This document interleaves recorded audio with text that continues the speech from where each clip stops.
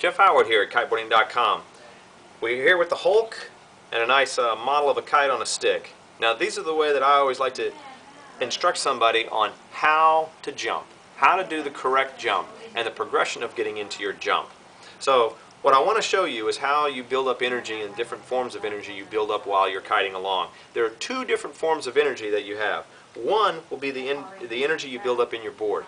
Your energy obviously increases as your speed increases. So the true point is the faster you can ride and hold your edge, the higher you will jump. So in the form of one energy, there's two different ways of learning how to jump. There is one where you learn to jump just with the energy you have built up in your board, and then two is combining that energy with the kite energy that you build up. So one thing to learn about before you get into this is that you need to learn how to ride keeping your kite at about a 45-degree angle. Keeping that at a 45-degree angle, you will understand one thing. That is that the kite is lifting your weight off of that board. That gets you going in a plane at a slower speed. Now, with the kite about a 45-degree, don't drop them down anymore. A lot of the new kites nowadays, you basically just push away on the bar. So you're not having to edge harder and harder and drop the kite low. Keep this kite at about a good 45-degree angle. Relax back. Now the main thing too is make sure that you have everything adjusted correctly. Having your shoulders even with your hips or behind your hips is better. This will give you edge control. If you can control this edge, you will be jumping a lot higher and understanding how you dissipate that energy in the board. So again, quick note, 45-degree angle, and set up your system where when you're powering and depowering, your shoulders are in line with your hips. Now, while you're riding at 45-degree angle, the first step is keep your hands close together. If you're riding along and you're not having any problem, this is perfect, keeping your shoulders back.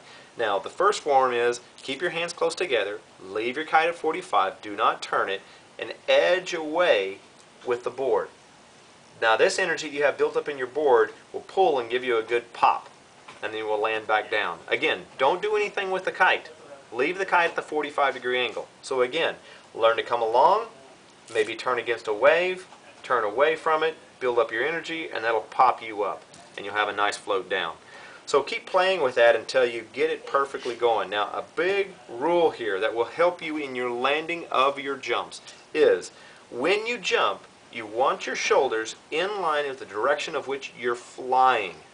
You don't want to jump up and keep your shoulders, in this direction. We're traveling this way, so as soon as you rotate, get your shoulders flying this way. What happens is you come up like this and you jump, keep your shoulders there. Landing is easy by bringing it back in and you hit the tail. If you come in and you do a jump and you stay like this, usually you start to rotate like this, land, and then fall over. As you can see the Hulk's doing here. Hope you guys are getting a good laugh with it, but he's a great model. He rides the board really, really well. Good and strong. So remember, jump, pull away, keep your kite at 45, keep the shoulders in the direction that you're flying through the air, you the rider, and then land it back down. This will allow you to hit the tail, bring the nose back around, and land. So now, once you get that down and your kite's at about a 45-degree angle, and you're learning to edge away like that and dissipate that energy in the board, what you'll feel is you almost come to a complete stop, and that energy builds up and that pops you up.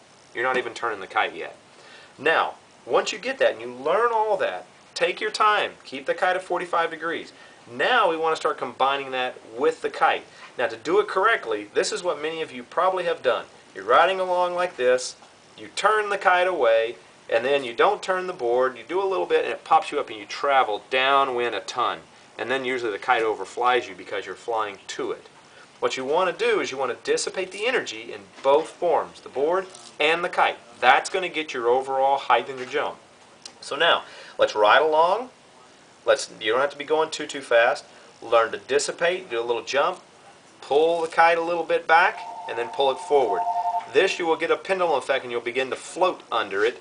And then remember, as soon as you get ready to land, steer the kite back down and land out of that jump. And again, let's do it again here. We're building up our energy. We turn away. At the same time, we pull the kite back.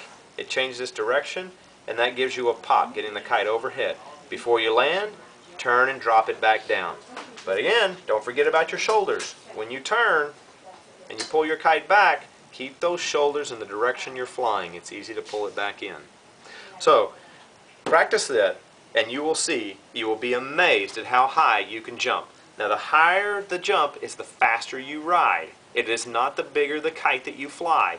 If you're able to fly with a smaller kite and build up energy and hold your rail, that's the whole trick. If you're being pulled off your rail when you jump, you're going to find yourself flying downwind. So, to cap it all together, do your steps and jump. Keep your hands close together, keep the kite at 45, turn away from it, and learn these pop-ups.